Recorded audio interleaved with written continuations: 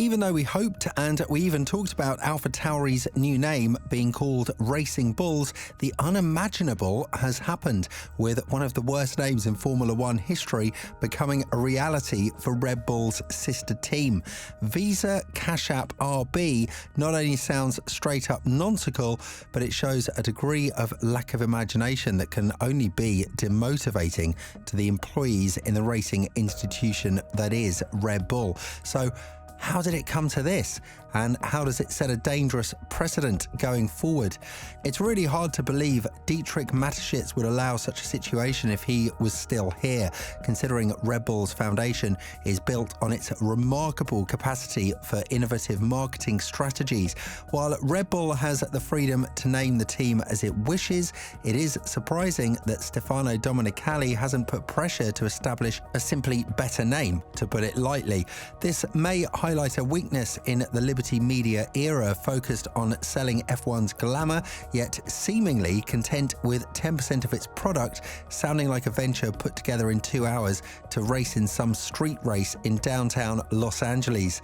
The situation becomes even more perplexing with the growing criticism from rivals regarding the alliance between Red Bull Racing and its sister team. The underlying Racing Bulls team name not only creates confusion, but also implies a diminished independent status, functioning primarily as an on-track billboard extension, and the team's upcoming move of much of its design operation to Red Bull's Milton Keynes campus later this year is also seen as a strategic blunder.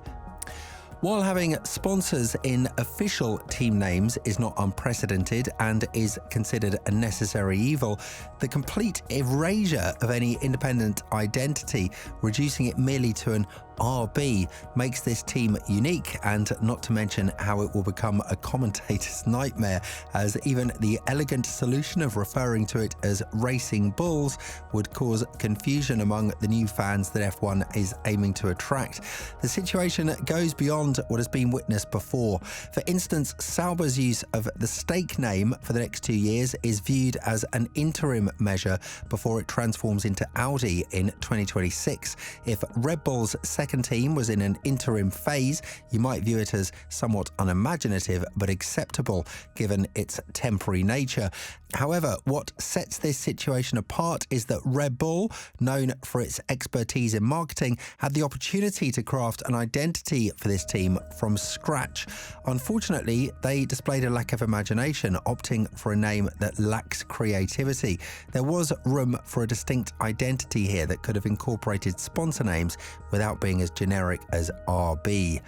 This stands in contrast to situations like RB Visa, CashApp and Stake, where one could argue they exist on a similar spectrum but at different ends. The issue with Red Bull's second team goes beyond that though, especially considering the team's rhetoric of moving away from being a junior or second team. The team's current identity seems to contradict their claim of seeking more independence and doing more on their own. There are indications of behind-the-scenes developments, such as plans to bring the two Red Bull teams closer together. The relocation of both teams to the Milton Keynes campus suggests a more unified team presence, potentially aligning with ownership's intentions to enhance the competitiveness of the second team. However, the recent rebranding raises questions about how well it fits into the broader strategy of fostering a more cohesive and competitive Red Bull racing entity. The practice hasn't been confined to teams also. We've seen engines named after computers. Remember the Acer engine of the Prost team in 2001, and Benetton even used the names of 2 different fashion brands which were owned by the company for its chassis and engine in 1998. Do the team's marketing divisions actually expect to trot out these titles, particularly the more polysyllabic ones, every time we see their products? Again, I have my doubts. After all, even F1's drivers aren't drilled to rattle off a roster of sponsors every time a microphone is thrust at them, as is the fashion in IndyCar. I believe the greater pity is how so much of F1's heritage has been lost over the years. This has often happened due to teams collapsing, as in the cases of Lotus, Brabham and others. It also occurred when teams were sold or merged. The very team which has rebranded today makes for an interesting case study. Giancarlo Minardi founded his squad in 1985. A decade later, he sold 2/3 of it to Italian business Beppe Lucchini, who was closing his Scuderia Italian F1 team. Although the team was officially entered as Minardi Scuderia Italia at this time, the Minardi name stuck, so much so that when Paul Stoddart bought the team in 2001, he left the name unchanged. But the Minardi name is long lost to F1, having gone when Red Bull imaginatively renamed the team Toro Rosso, which is Italian for, yeah, you guessed it, Red Bull. Yes, the loss of an historic name was regrettable, but it was surely preferable to the alternative of losing a team and its staff losing their jobs. So where is this going to lead us? Are we already seeing other teams treat their identities in the same way as in the case of Sauber and Stake? Perhaps, though, that case differs in that they already know they will become Audi in 2006 and the manufacturer probably plans to remain for the long term. Visa CashApp RB is unusual among its F1 competitors in that it's effectively the secondary operation of another team. Those circumstances may make it the only team willing to accept becoming a white label operation for whichever sponsor it does a deal with.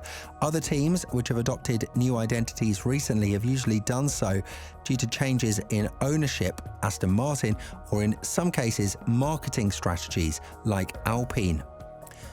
The case of Williams, which was bought by Doralton in 2020 but kept its original branding, surely gives cause for optimism that some great old F1 names will stand the test of time. Williams has been on the F1 grid since 1975. Would anyone care to offer the odds on Visa CashApp RB still being there in 2073? I understand the need for change, especially in cases of ownership shifts, but this seems like an extreme version of it. The frequent name changes and the lack of restrictions on them may set a precedent for others to follow suit. There used to be limitations on how much a team could change its name, and perhaps a crackdown on that is necessary. F1 needs to be more actively involved in these decisions to avoid sending out the wrong signals. It's true that the timing of this decision is unfortunate, especially when considering potential new entrants like Andretti, with GM's Cadillac brand facing rejection based on the perception of not adding value. While teams like Sauber and AlphaTauri may not have massive fan bases, consistent name changes can hinder the development of any meaningful fan connection. Zak Brown's concerns about common ownership in F1 are valid, and he consistently voices his displeasure with Red Bull's ownership of two teams. The frustration is understandable, given that Red Bull effectively owns a second team while downplaying its branding significance. Brown's stance aligns with the need for sporting integrity, as having common ownership can raise questions about fair competition. Toro Rosso would have been the perfect name because it sounds interesting but totally different to Red Bull, yet it means the same thing, and it reflects the individual team's identity that helps at least somewhat separate it from the parent company. I can understand the name change to promote your other brand, but this name change doesn't make any sense beyond Visa CashApp. It's like they want to bury the team, and who knows what they think people are actually going to refer to the team as, because I have a hard time imagining people using RB to refer to the team, especially in print, since that's often used as shorthand for the other team or its parent company. It just doesn't make sense, and I'd imagine it's going to put a dampener on enthusiasm for the team among many fans, if only because it feels representative of Red Bull's own lack of enthusiasm. But what do you think? Are you maybe one of the small percentage of people who like this name? Let us know in the comments below. Thanks for watching this video as always, and we'll see you very soon.